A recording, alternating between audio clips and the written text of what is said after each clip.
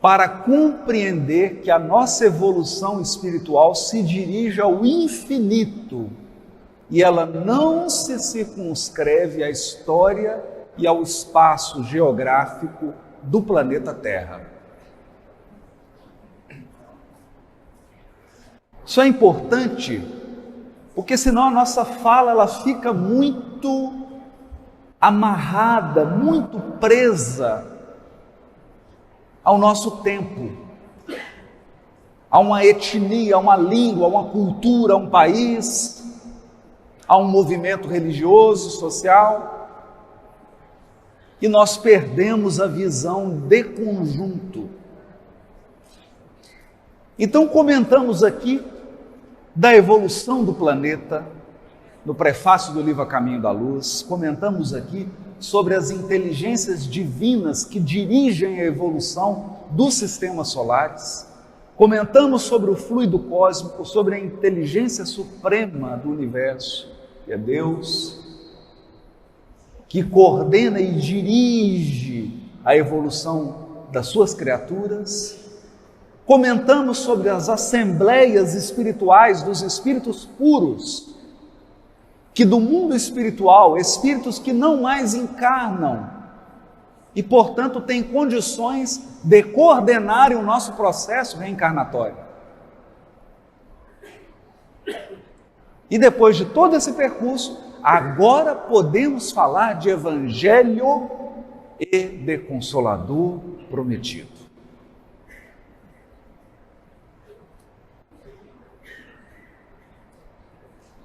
A primeira confusão que se faz com a palavra evangelho, e isso é natural, porque é fruto de uma educação religiosa viciada ao longo de séculos e séculos e séculos, é imaginar que evangelho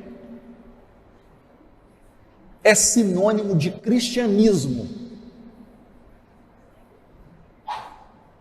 Então esse é o primeiro equívoco que nós vamos precisar desfazer.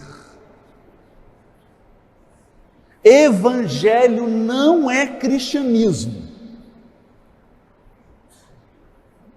Não é sinônimo. Há evangelho no cristianismo. Claro, é óbvio.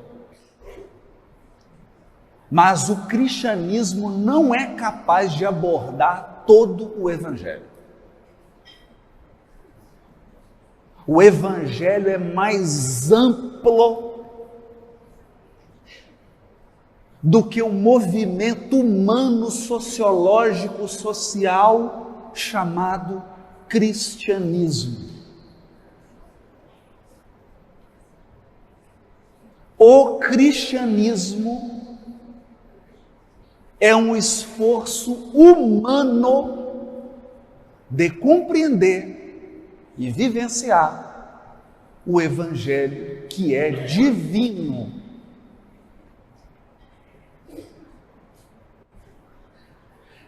E nos primeiros tempos do cristianismo, o espírito que mais, talvez dois, né? Mas o primeiro, aquele que de pronto compreendeu todo o alcance disso, foi Paulo de Tarso, o apóstolo Paulo. Ele de pronto compreendeu que estava diante de um fenômeno, de um fato que era universal.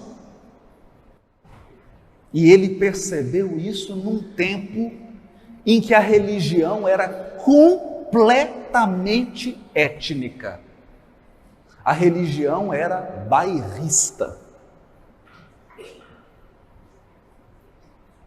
Os religiosos eram sectaristas. O que é uma religião sectarista? é igual time de futebol e partido político no Brasil. No Brasil é assim, se você é de um partido político, você quer que todos do partido contrário vão para o inferno e morram.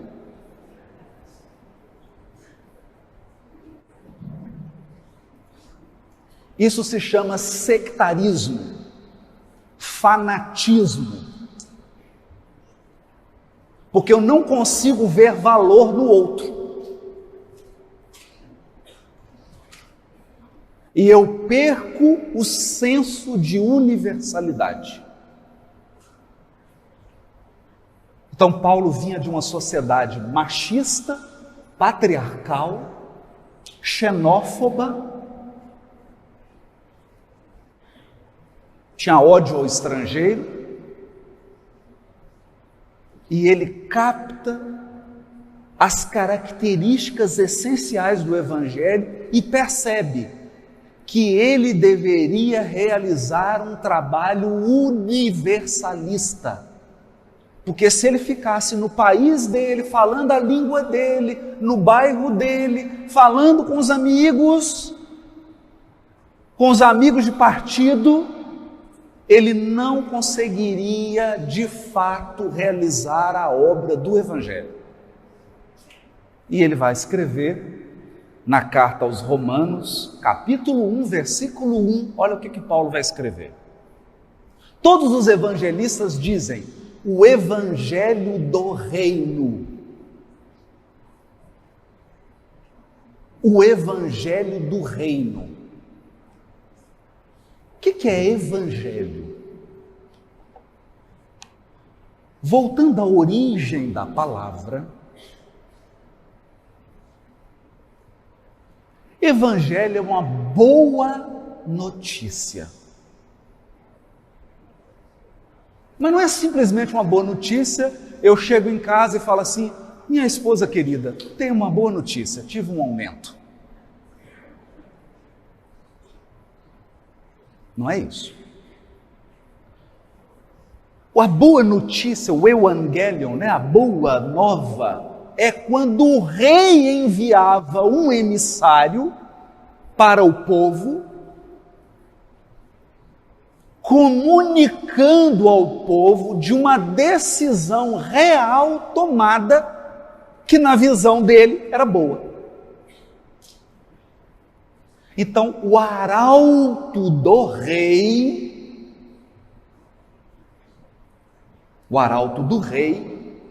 comparecia, o mensageiro, porta-voz do rei, comparecia e dizia: o rei pede para dizer que vamos cortar os impostos. Aí o povo ficava na alegria.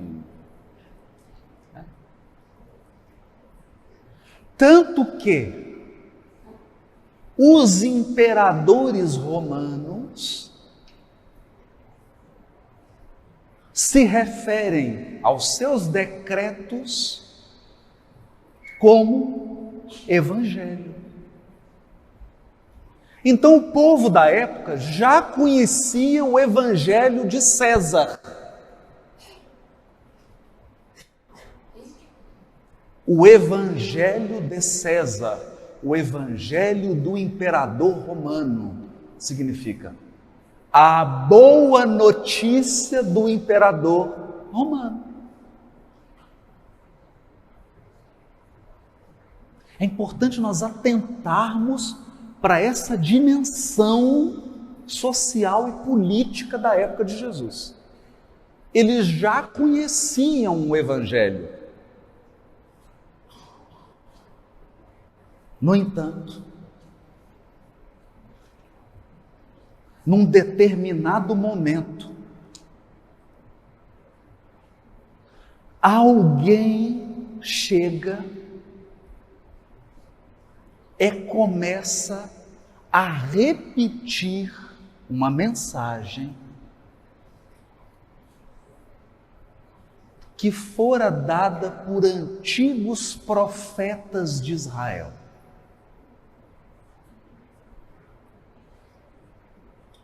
Os profetas como Isaías, Jeremias, Ezequiel e tantos outros haviam dito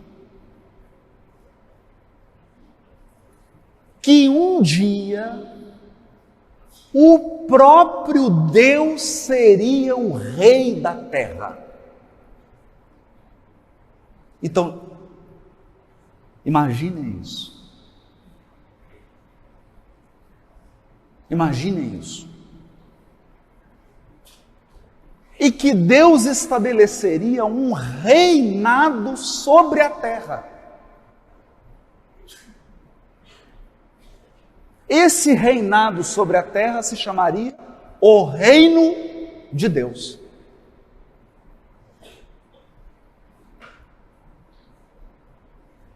E os profetas começaram a listar características do reino de Deus.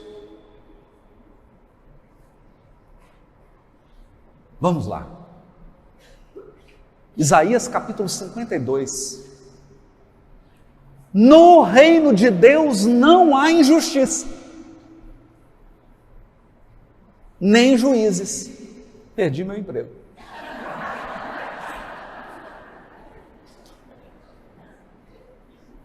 Porque o juiz é Deus, ele assume o tribunal e não haverá mais injustiça.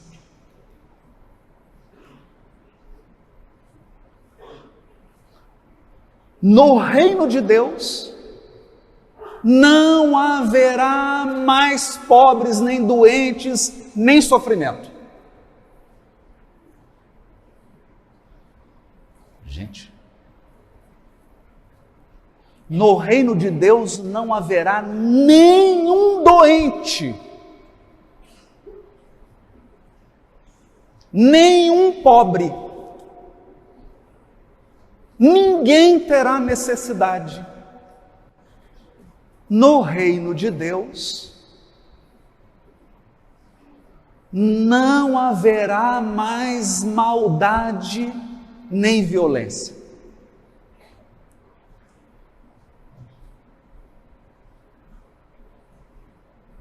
E aí começa, gente, mas que coisa é essa? Que reino é esse?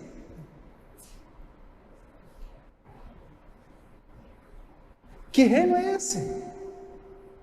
Reino de Deus. As pessoas começaram a configurar uma ideia do que seria esse reino de Deus. E o que você começa a imaginar? O que o encarnado... Gente, como é que o encarnado pensa? O encarnado pensa assim: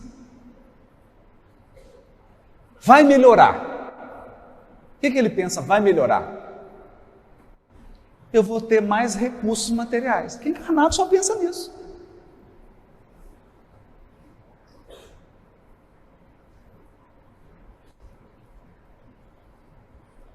Então as pessoas começaram a formar uma ideia de que o reino de Deus seria um reino político. E hoje no Brasil tem gente que acredita nisso. Né? Vai chegar um político e implementar o reino de Deus no Brasil.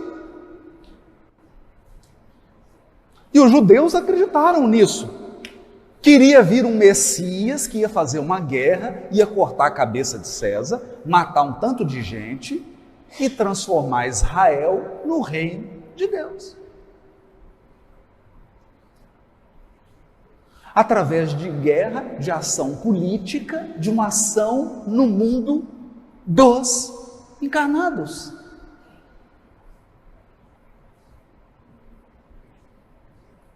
Então, materializaram o conceito de reino de Deus.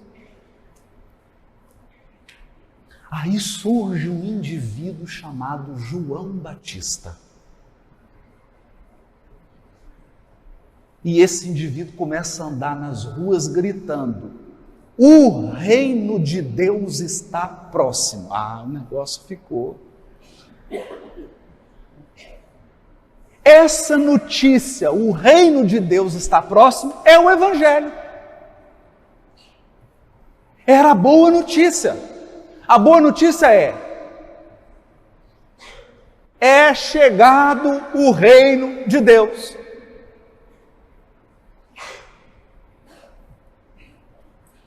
Criou uma polvorosa. O primeiro que chegou no palácio a notícia foi Herodes. O reino de Deus está próximo. Ele falou: perdi meu trono. Perdi meu trono.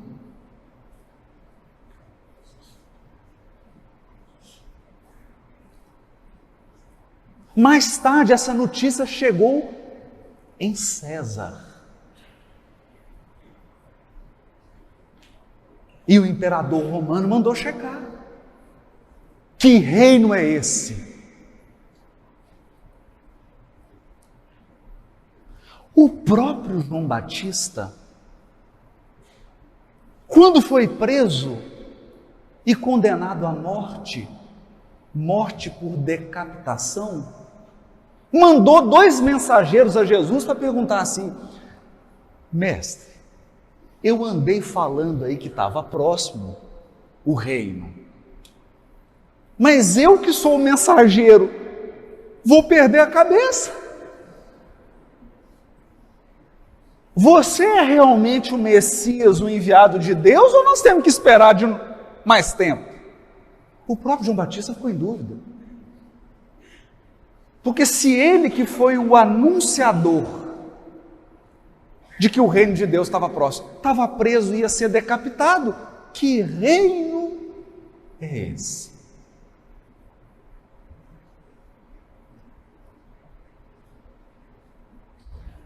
Qual a resposta Jesus dá para João Batista?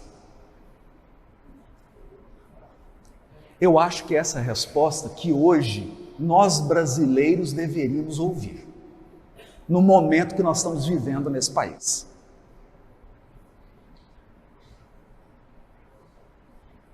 Jesus cita o profeta Isaías.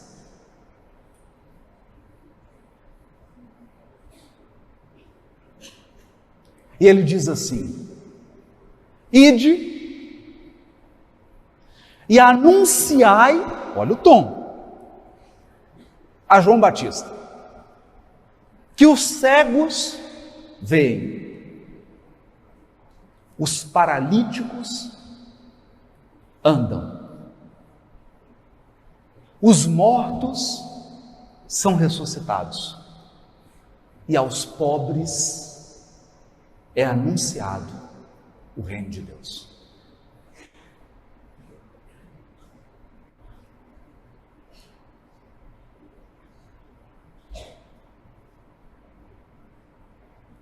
João Batista entendeu.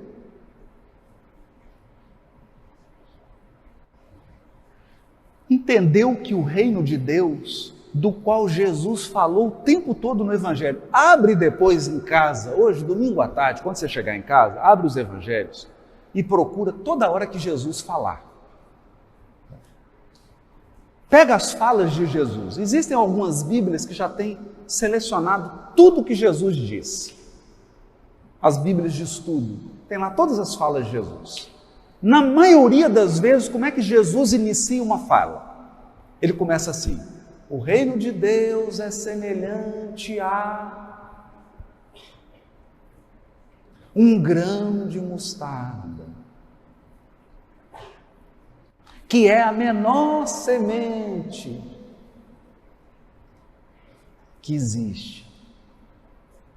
Ou seja, o reino de Deus é uma obra que vai demandar, é uma sementinha que vai se transformar numa grande árvore. Aí depois, lá na frente, 2000 anos depois, você vai ouvir dizer sobre a árvore do Evangelho. O reino de Deus é semelhante a um semeador que saiu a semear. O reino de Deus é semelhante a um pai de família que tinha 2 filhos. O reino de Deus é semelhante a uma mulher que perdeu uma dracma.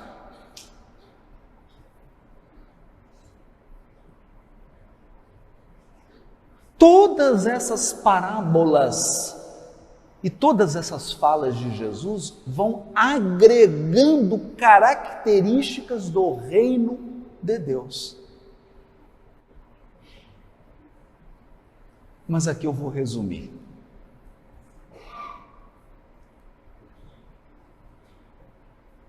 O que é o reino de Deus? Então eu vou dar dois conceitos, o raiz e o Nutella. Reino de Deus, Nutella. Regeneração planetária. Reino de Deus, raiz. Você se transformar num espírito puro.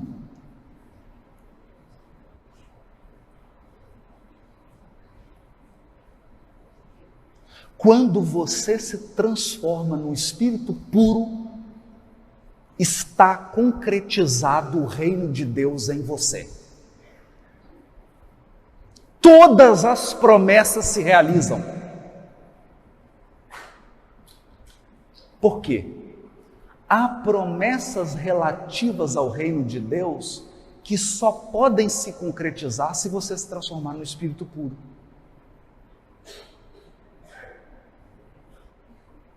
Por exemplo, você nunca mais terá sede. Tem que ser espírito puro.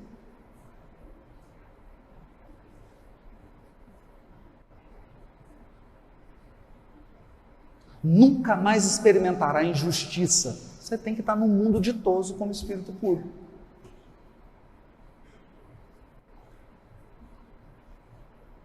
E há um meio do caminho, que é a regeneração planetária.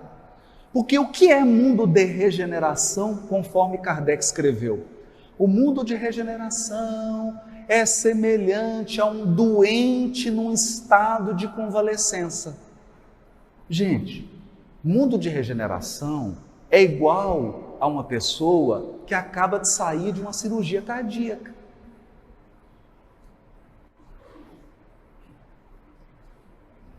Ele está recuperando, mas se ele não tomar cuidado, volta a ter o problema.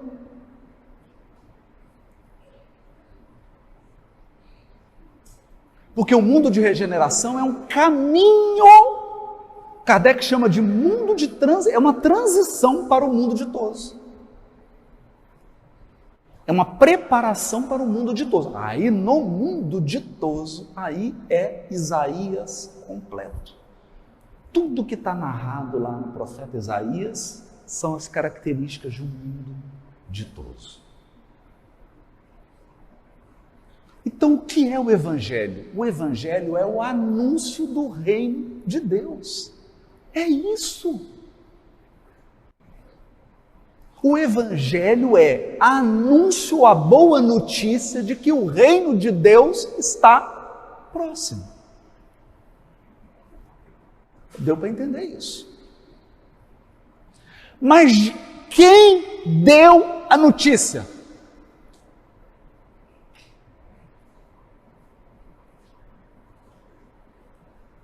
Pegadinha. Aqui tem uma pegadinha.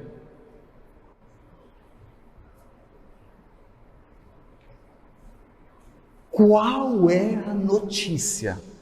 E quem deu a notícia? Sabe quem deu a notícia? Deus. Quem deu a notícia foi Deus.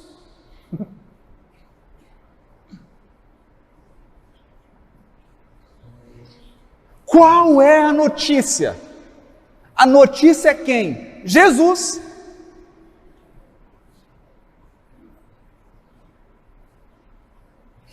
Não, Haroldo, eu não entendi nada, achei que eu sabia o que era evangelho.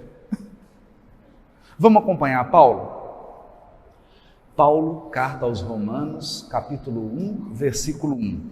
Paulo, servo de Jesus, Messias, Jesus Cristo, chamado para ser apóstolo, olha isso, separado para o Evangelho de Deus. Como é que é Evangelho de Deus? Será que essa tradução está errada? Não.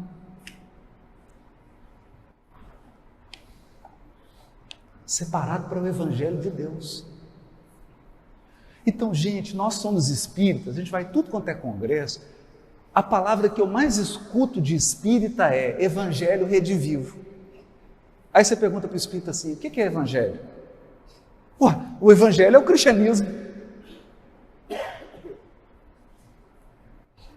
O Raul perguntou, você não acertou? Pegue o seu banquinho e saia de mansinho. Errou. Errou.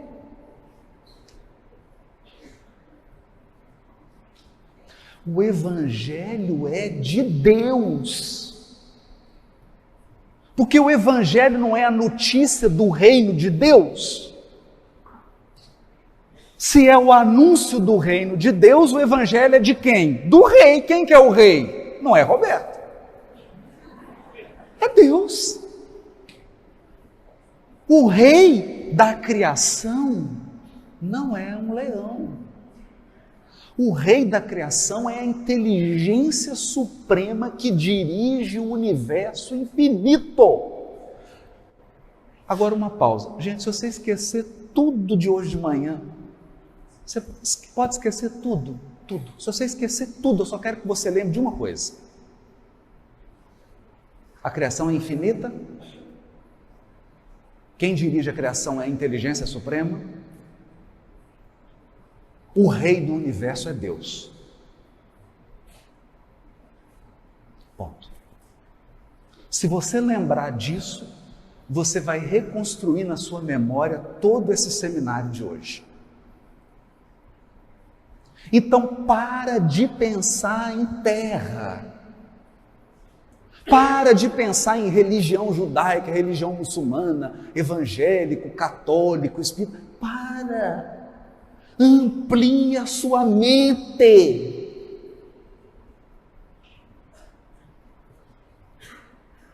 Cada planeta tem no mínimo 50 religiões.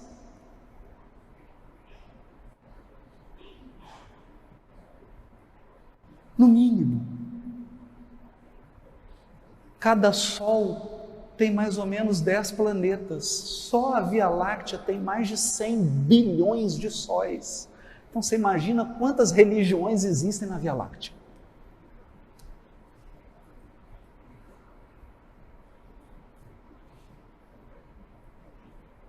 Deus não é espírita, Deus não é católico, Deus não é evangélico, Deus não é judeu, Deus não é muçulmano. Deus é Deus.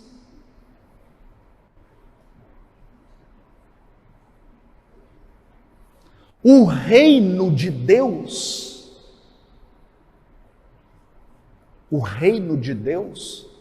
é a sua criação infinita. Acontece que existe uma regra no universo, e a regra é simples. Arnaldo César Coelho, a regra é clara. Você tem livre-arbítrio. Então Deus chega e diz assim: deixa eu dirigir. E aí você fala: não deixo.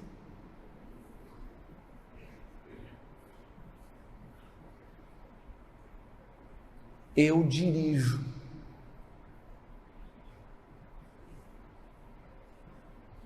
Aí o que acontece? Acontece o acidente. Aí você fala assim: ai meu Deus! Aí ele fala: deixa eu dirigir. Não deixo. Aí passam 7.000 anos de acidente. E ele fala: deixa eu dirigir. E você fala: deixo. Reino de Deus. Um dia a terra vai ser entregue a Deus. E aí nós vamos viver enquanto indivíduos e enquanto comunidade como os espíritos puros vivem nos mundos ditosos.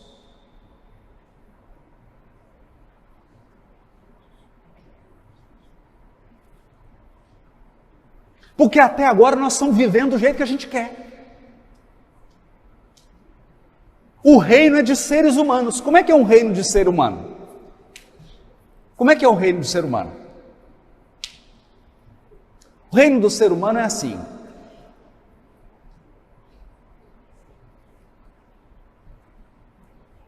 Tudo para mim. Se tiver para mim e sobrar, eu dou para o outro. Não é assim? Porque no reino do ser humano, o que vigora é o orgulho e o egoísmo, que são as chagas da humanidade.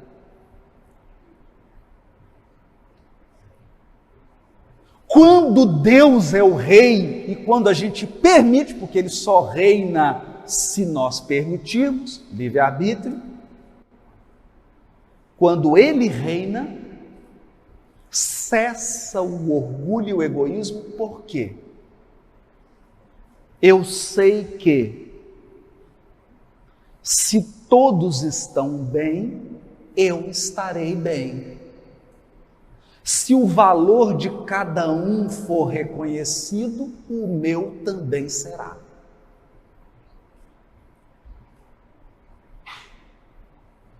Esse é o reino de Deus. E esse é o resumo da Bíblia toda. Aliás, esse é o resumo de todos os livros sagrados de todas as religiões.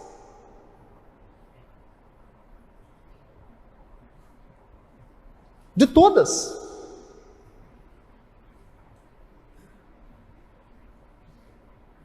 Então, um dia, o reino de Deus vai se estabelecer na sua consciência. E um dia, o planeta em que você mora será transformado no reino de Deus. É isso. Essa é a boa notícia. Haroldo, quanto tempo vai demorar? Não sei. Por que eu não sei? Porque essa variável tempo depende do seu livre-arbítrio e do nosso livre-arbítrio planetário. Em certa medida depende. Não depende totalmente, porque Deus também não vai se curvar aos nossos caprichos. Ele tem um projeto e esse projeto segue. A escola não espera o aluno que tomou bomba. Mas depende. Essa é a mensagem. Evangelho de Deus.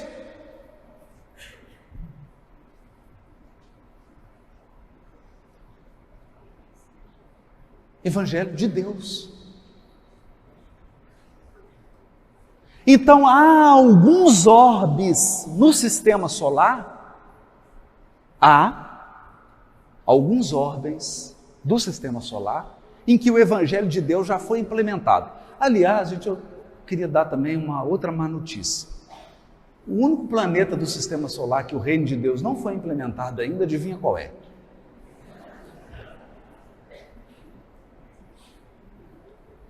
É o nosso. Em todos os outros, já é reino de Deus. Então, se você está aqui, fazendo as contas, se você está aqui, está encarnado, se você não está lá, significa que você precisa rever seus conceitos sobre você mesmo. Precisa rever. Esse é o anúncio. O reino de Deus. Todos os missionários que encarnaram, todos, em todas as áreas do conhecimento, das artes, da filosofia, das religiões, todos os missionários que encarnaram foram para empurrar um pouquinho o planeta para o reino de Deus. Não é só missionário da religião, da política, da economia, da ciência, das artes, todos. Todos chegaram para empurrar um pouquinho para esse estado. Agora, como Deus mandou a mensagem? Como é que você manda a mensagem?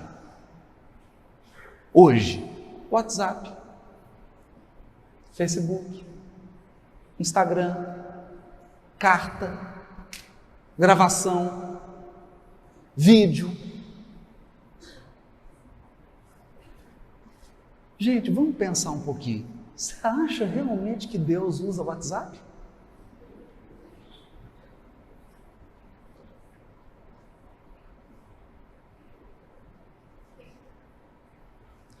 Você realmente acredita que Deus escreve?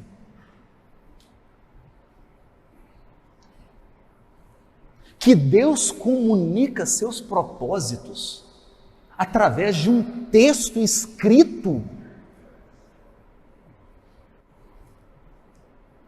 Agora nós já temos condições de pensar sobre isso. Pensa sobre isso.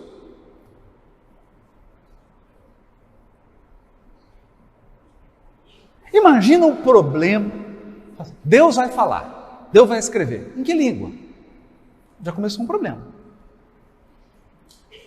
Que língua que ele vai escrever? Vai falar em que língua?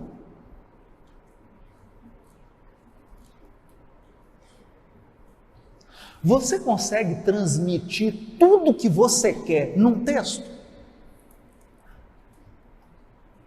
Se fosse assim, você não tinha DR com seu marido, com sua mulher. Escrevia uma carta. Vamos resolver o problema. Escrevia um bilhete, não é? Deixava, estava resolvido. Um texto escrito consegue transmitir tudo que você está sentindo, tudo que você está desejando, tudo que você pensa? Quem aqui acredita nisso? Ninguém, né? Alguém aqui acredita nisso?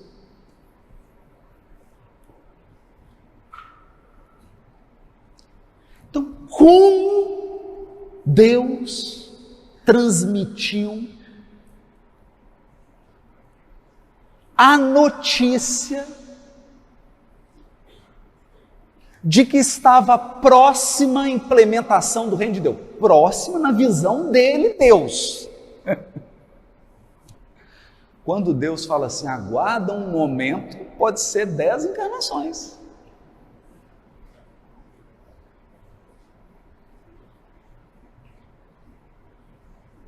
Quando Deus age na história, o tempo é da história. É o tempo histórico, não é tempo de dia. Ela fala, está próximo, está pertinho, 3.000 anos. Está pertinho? Quanto tempo durou os dinossauros? 3.000 anos, está próximo, está próximo? Está próximo. Está muito próximo. Então Deus mandou a sua mensagem de uma maneira original.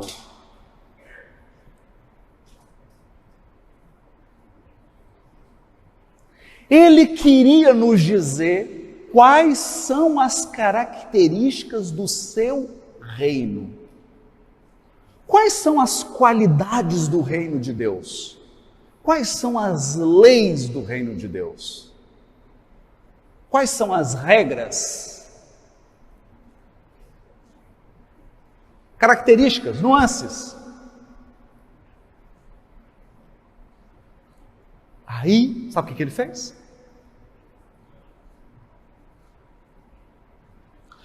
foi lá na Assembleia dos Espíritos puros e eleitos por Ele, Deus.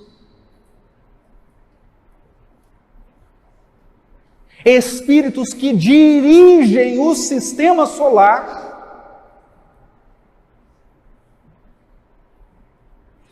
chamou um deles,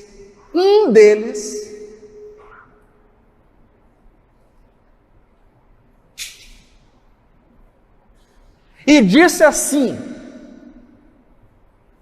filho,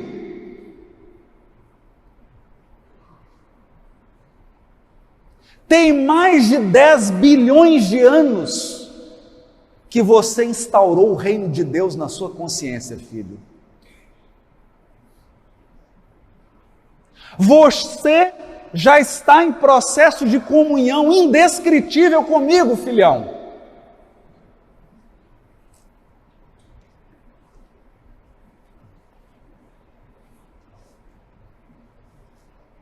Vai lá e mostra para eles como se faz. Vai lá e mostra para eles como eu quero que as coisas sejam.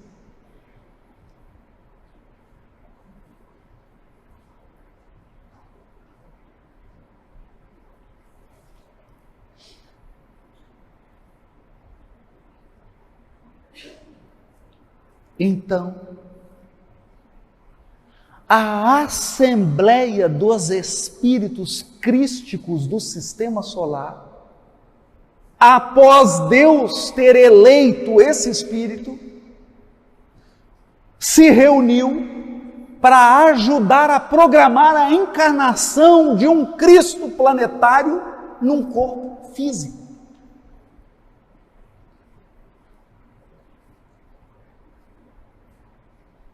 Eu não estava lá na reunião, não sei os detalhes, mas eu imagino que uma primeira pauta da Assembleia é lógico examinar.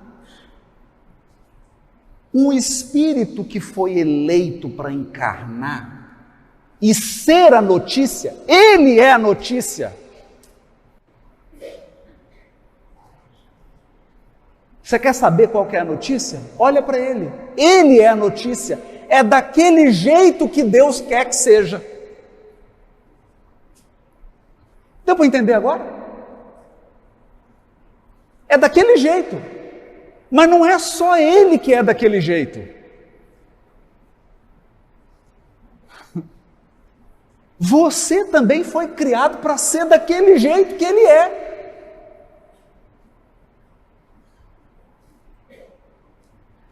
Só no sistema solar tem um tanto igual a ele.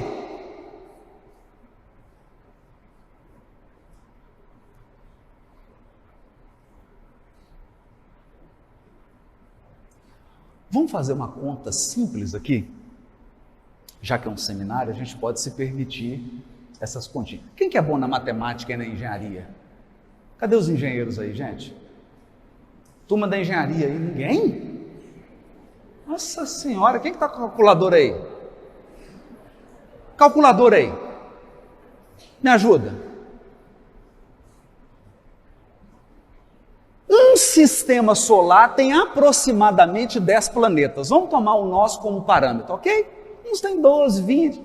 Vamos pegar uma média de 10, tá bom? Uma média de 10 planetas por cada sistema solar? Tá bom para vocês? Tá bom? Cada planeta tem que ter um governador, correto? Espiritual. Não é? Um governador tem que ser um espírito crístico. Então, cada sistema solar tem no mínimo 10 Cristos. Todo mundo de acordo? E o vice?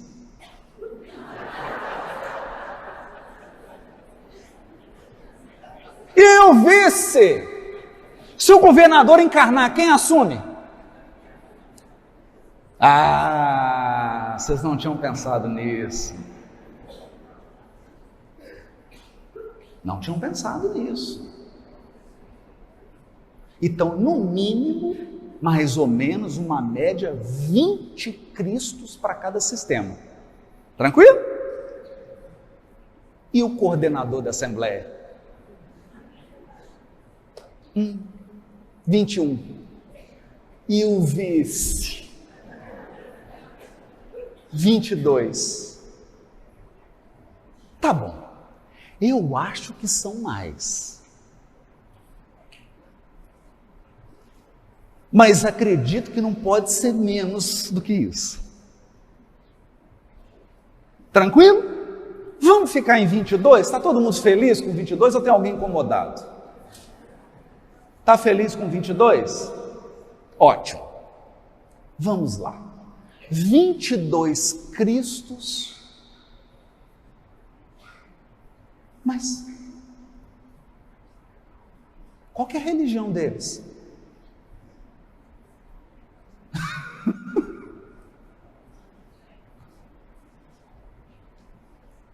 Gente, está no livro Obreiros da Vida Eterna. É a religião cósmica do amor e da sabedoria. Religião cósmica do amor e da sabedoria.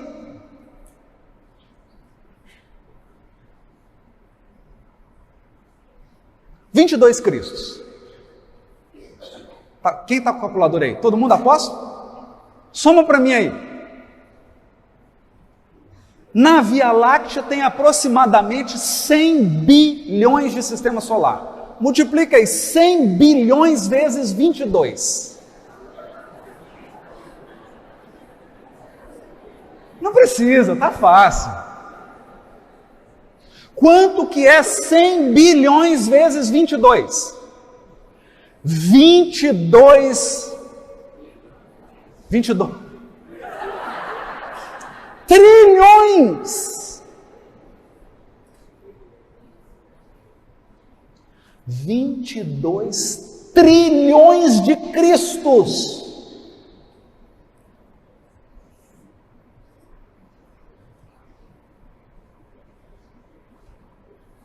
$22 trilhões. Quantos encarnados tem na Terra?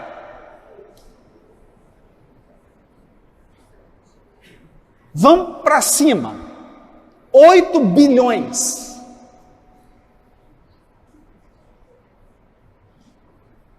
Divide 22 trilhões por 8 bilhões. Quantas terras você enche de Cristo? Só na Via Láctea.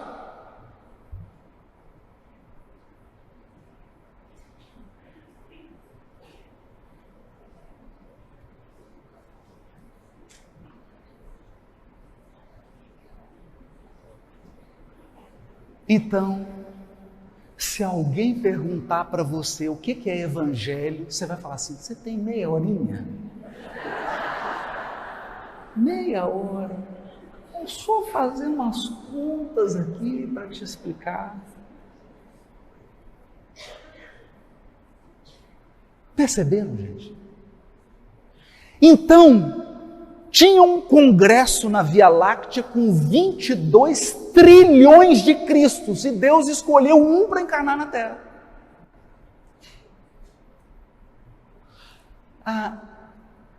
Eu não queria desanimar, não. Mas eu estou falando só da Via Láctea, né? Que os cientistas estimam que tem mais ou menos 200 bilhões de galáxias. Alguém pode multiplicar aí para mim? 200 bilhões vezes 22 trilhões. E você está achando que a Terra está perdida, que o Brasil está perdido por causa da paralisação?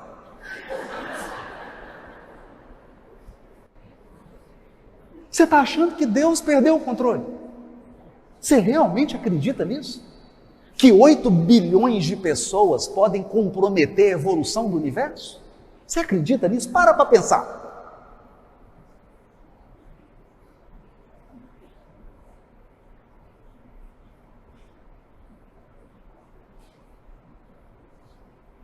Raciocina comigo. E se Deus determinar agora que amanhã vão encarnar 1000 Cristos na Terra? Por que Ele não faz isso? Porque Ele estaria violentando o seu livre-arbítrio. Aí seria 7-1, massacre.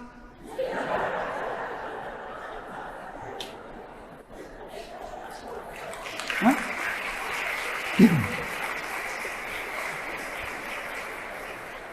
Então, o que eu estou fazendo aqui? Nós estamos raciocinando com o Espiritismo.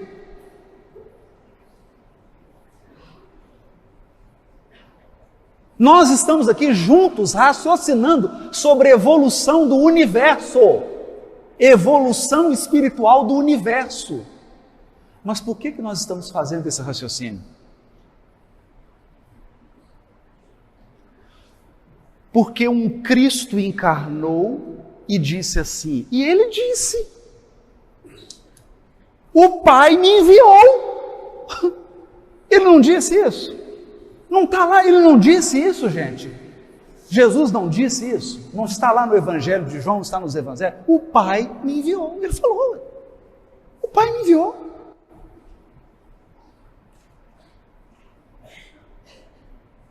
Tenho-vos chamado amigos, Ele diz para os apóstolos, porque tudo quanto ouvi de meu Pai, tenho-vos ensinado.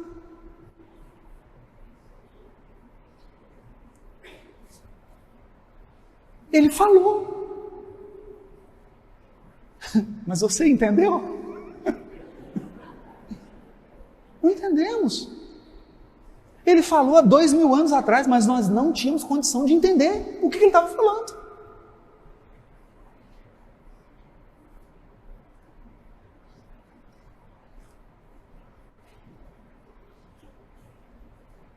Não tinham condição de entender. Era preciso que o amadurecimento intelecto e moral e espiritual chegasse para que nós pudéssemos ter condição de entender o que ele estava dizendo. Ele estava dizendo, o Pai me enviou. Eu sou o modelo e guia da humanidade terrestre. Terrestre. Porque da humanidade de Marte, o guia e o modelo é outro.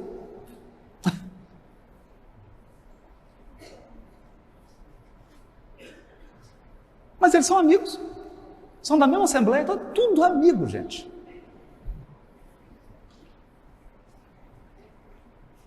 E estão todos em comunhão com Deus. Deu para entender isso? Então, você pergunta assim, Jesus, o que vai acontecer quando eu implementar o reino de Deus em mim? Aí Jesus falou, você vai ficar igual a mim.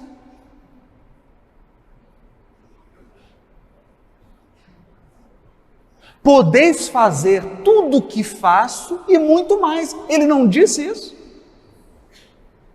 Ele disse. Disse isso. Então, o que acontece com o Espírito quando Deus implanta o reino de Deus nele? Ele vira como Jesus.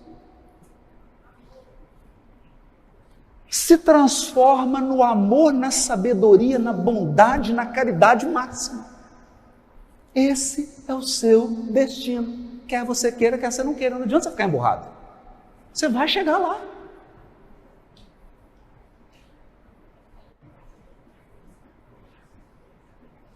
Então, a mensagem é Ele, o Cristo. Agora, olha que maneira inteligente que Deus tem de dar notícia. Ele não manda WhatsApp, ele não posta no Facebook, ele não posta no Instagram, ele não escreve pergaminho, ele não escreve carta, ele manda uma consciência, um espírito imortal e diz assim, olha para esse espírito, porque ele é tudo o que eu quero de vocês. Quem não entendeu, levanta a mão. Encarnado.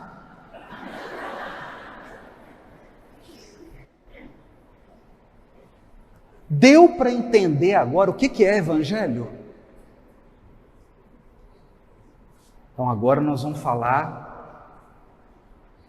do Consolador prometido, para encerrar.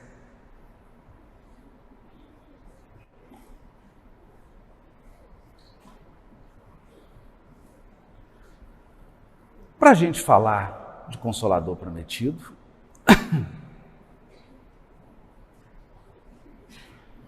eu vou pedir atenção para um parágrafo escrito por Allan Kardec no livro A Gênese, explicando por que o Espiritismo é o Consolador prometido.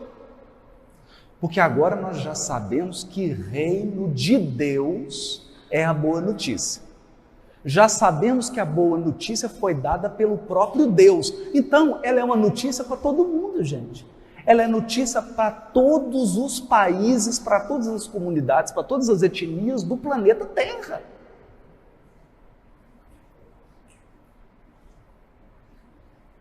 Para todo mundo. Porque a notícia é de Deus. Então é boa notícia para árabe, para judeu, para brasileiro, para muçulmano, para todo mundo. Para xamanista, para pajem. É para o planeta. E a mensagem é um espírito. Porque não dava para resumir no papel. Essa mensagem não podia ser resumida num papel. Você pode ler 1 trilhão de páginas que não vai ser suficiente. É preciso uma consciência, alguém que você olhe para ele e fala, mas não é assim, gente. Mas não é assim nas profissões. Não é assim numa profissão. Por que médico faz residência? Por que não basta ele ler livro? Por que ele tem que olhar um profissional atuando?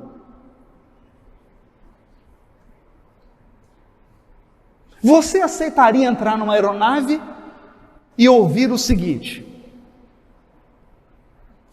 boa tarde, senhoras e senhores, aqui é o capitão falando, nunca pilotei uma aeronave, mas já li 250 livros. Estudei todos esses botõezinhos aqui que vocês não sabem o que é. E vocês estão convidados para a minha primeira experiência prática.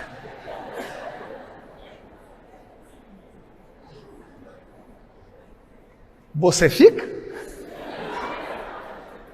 Só se for amarrado. Você fica?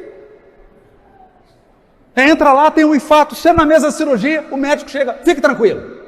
Esse é o meu primeiro paciente. Primeira vez na vida farei uma cirurgia, mas já li todo. Não, claro que não. Claro que não. Os livros, a escola são uma preparação, mas você aprende mesmo quando você está do lado de alguém que já fez. Vamos entender isso. Só ensina quem já fez.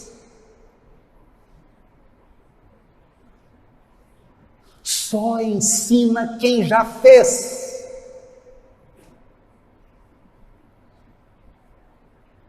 Aí você senta do lado do piloto, ele fala, fica tranquilo, eu já realizei 850 voos.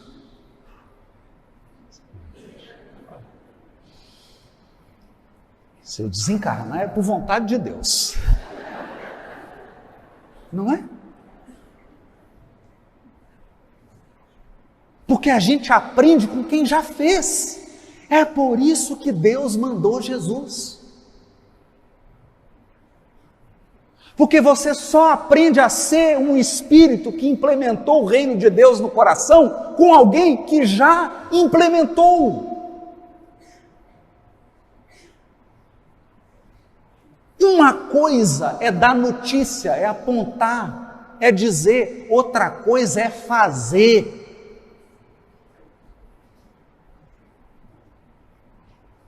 Por exemplo, Eu sei fazer qualquer prato de culinária. Nunca fiz. Mas sei. Eu vou no YouTube, eu pesquiso no Google, tem a receita e tem um vídeo do YouTube.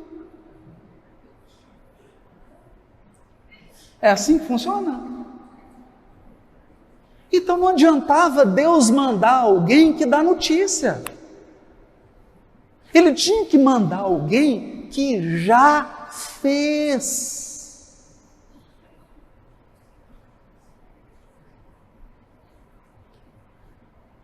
É isso. Agora, para encerrar, o Consolador prometido.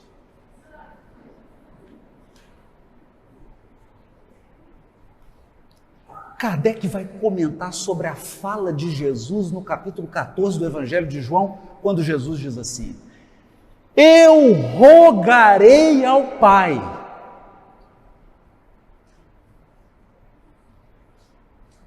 Isso é bonito, gente. Porque Jesus não falou assim: quem que manda aqui? Quem que é o governador? Eu vou mandar. Ele disse assim: eu vou pedir a papai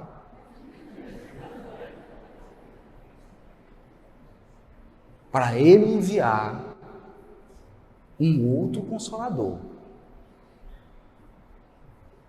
Pedirei a meu pai, e ele, meu pai, ele, Deus, vos enviará outro consolador. Então, gente, para de dizer que o Espiritismo foi Jesus que enviou.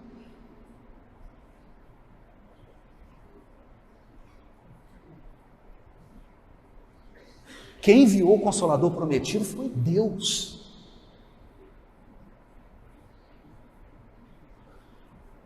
Vou ler de novo. Pedirei a meu pai, ao papai, e ele, papai, vos enviará outro Consolador, porque o primeiro Consolador é ele, Jesus. Aí Kardec diz: qual deverá ser esse enviado?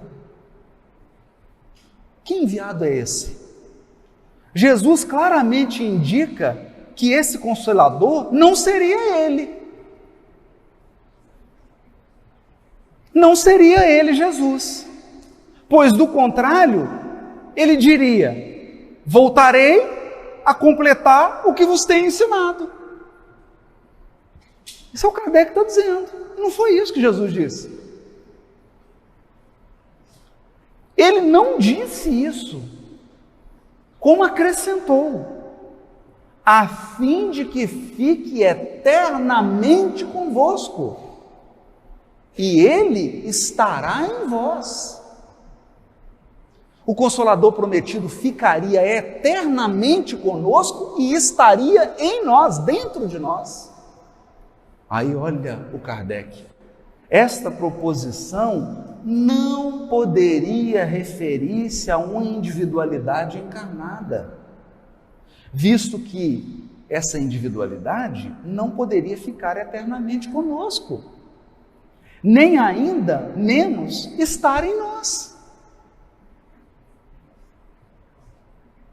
Compreendemos essa afirmação, porém, muito bem.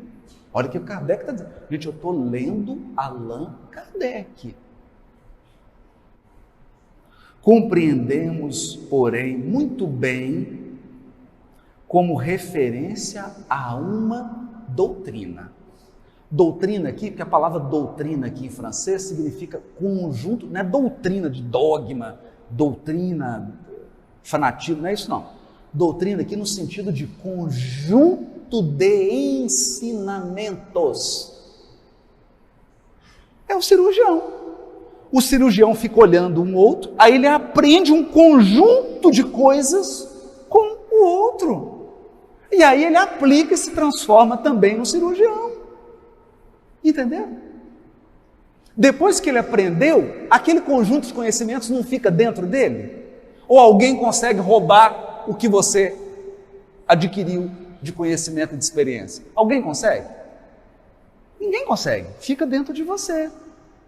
Então, compreendemos, porém, muito bem essa referência a uma doutrina a qual, com efeito, quando nós tivermos assimilado ela, então nem todo mundo assimilou o Consolador prometido.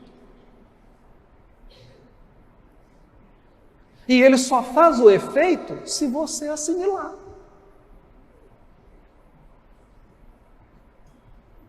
Então você pode ir a 500 congressos.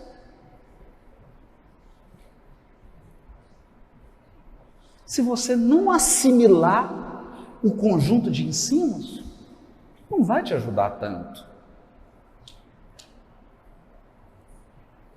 Então, se nós entendemos como um conjunto de ensinos, quando nós tivermos assimilado, ele poderá estar eternamente em nós.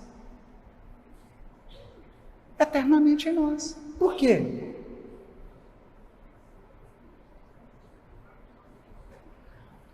Porque se o Evangelho de Deus é a pessoa de Jesus, porque é o Espírito guia e modelo, o código ético e moral que nos transforma num Cristo é o conjunto de aprendizados, de experiências e de ensinamentos para você se tornar um Cristo.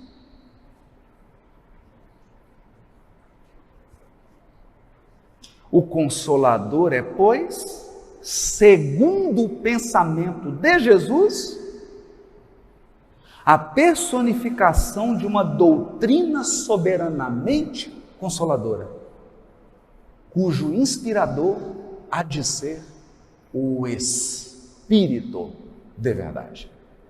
Não um encarnado, mas um Espírito.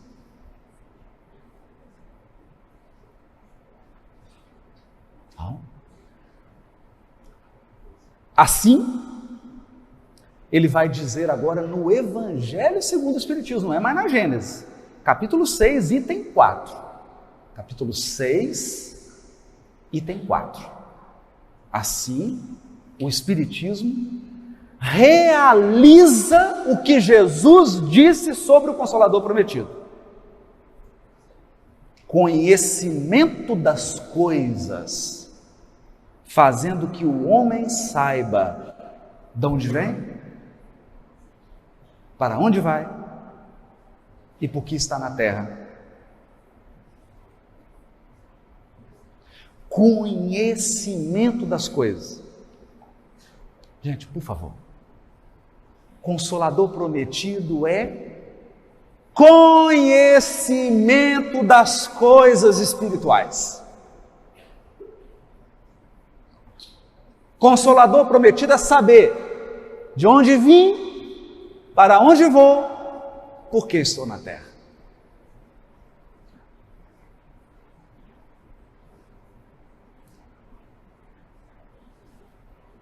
Conhecimento das coisas espirituais. O Consolador atrai as pessoas para os verdadeiros princípios da lei de Deus. O Consolador atrai as pessoas para os verdadeiros princípios da lei de Deus e consola pela fé e pela esperança. É por isso que, se você abrir o que é o Espiritismo, é por isso, se você abrir o livro Viagens Espíritas, é por isso, se você abrir a Revista Espírita, você vai encontrar na Sociedade Parisiense de Estudos Espíritas, Kardec escrevendo e dizendo que, no primeiro grupo espírita da humanidade, que foi fundado por ele em Paris, compareciam judeus espíritas, muçulmanos espíritas, católicos espíritas, protestantes espíritas. Por quê? Porque aquele homem, aquela mulher, aquele indivíduo, que era judeu, que era muçulmano, que era católico, que era protestante, que era budista, continuava sendo budista, muçulmano, católico, judeu, protestante, mas agora estudavam os elementos do mundo espiritual, adquiriam conhecimento sobre a imortalidade da alma, sobre de onde vieram, para onde vão e por que estão na terra. E com esses conhecimentos, eles eram atraídos para os verdadeiros princípios da lei de Deus e, portanto, eram conduzidos para a implementação do reino de Deus no coração.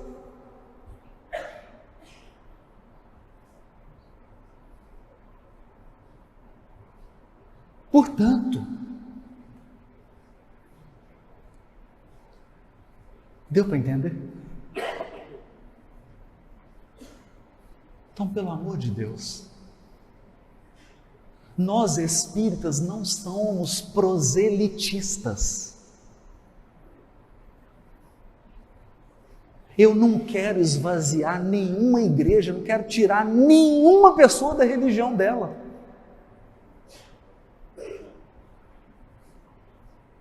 Se ela está feliz, se ela se sente bem lá, naquela comunidade, se é lá que ela está conseguindo fazer o caminho de implementação do reino de Deus no coração dela,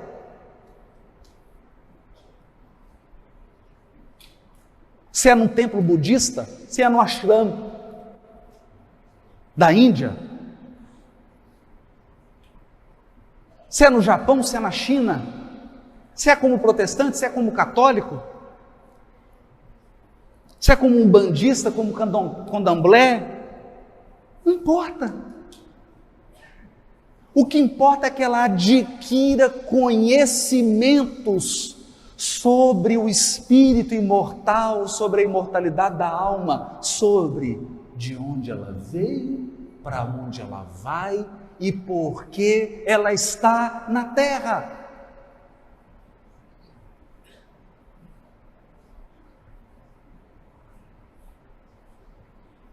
E haverá um dia que nós todos vamos poder nos sentarmos juntos e falarmos sobre as realidades do espírito imortal, sem ter necessidade de perguntar de qual religião você é.